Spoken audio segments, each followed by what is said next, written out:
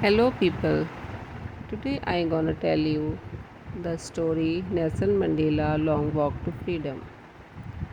This has been taken from Nelson Mandela's book of the same name, Nelson Mandela Long Walk to Freedom. It provides us the glimpse of the life of Nelson Mandela and his education and his years in prison. It recounts his fight for the freedom for his own people who were. First of all, we see the 10th of May, the day of oath, with a bright and shining sun. He was supposed to take oath as the first black president of South Africa. A large number of leaders all around the world had gathered there to be the witness of the swearing in ceremony as the first black president. This ceremony took place in a big open building in Pretoria, where the first democratic non racial government was to be installed.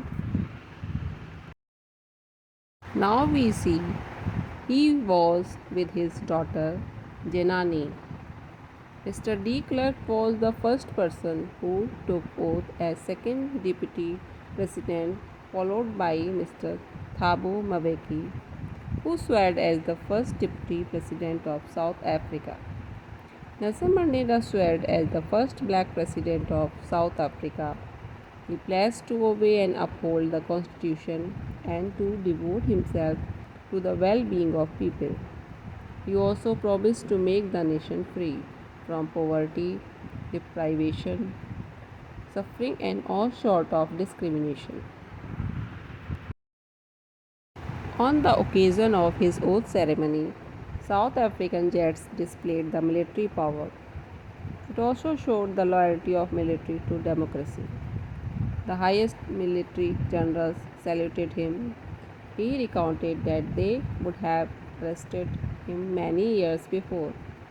It was followed by the playing of two national anthems. The white sang Noxie Sikelel, the old song, and the black sang Die Stam, the new song, which marked the end of the ceremony.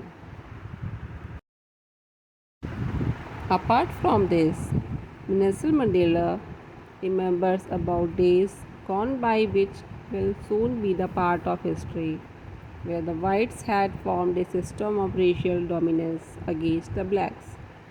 It was the basis of the harsh societies which is now overturned. He says that the policy of racial segregation created a deep and lasting bond on his country and its people. Now it is the system that recognizes the rights and freedom of all people. Later on this day, Mandela regretted the loss of the thousands of people and remembered their sacrifices for the freedom from discrimination. He thought of himself as the sum of all those African patriots who sacrificed their lives before him. He was pained that he couldn't thank them.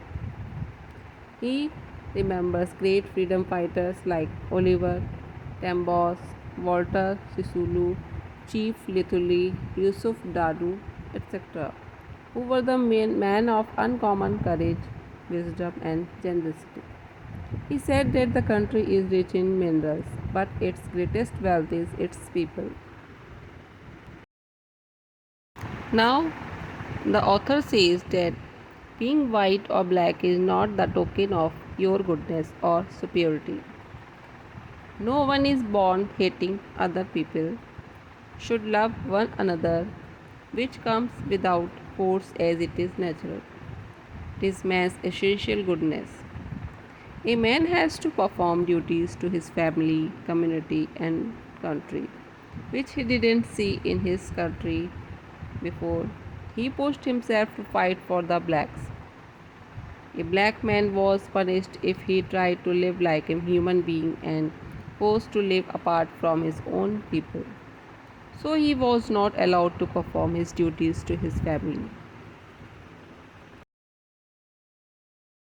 In the concluding lines, we see as a kid, Mandela had different meaning for being free as he wanted to run in the fields and wanted to stay out at night.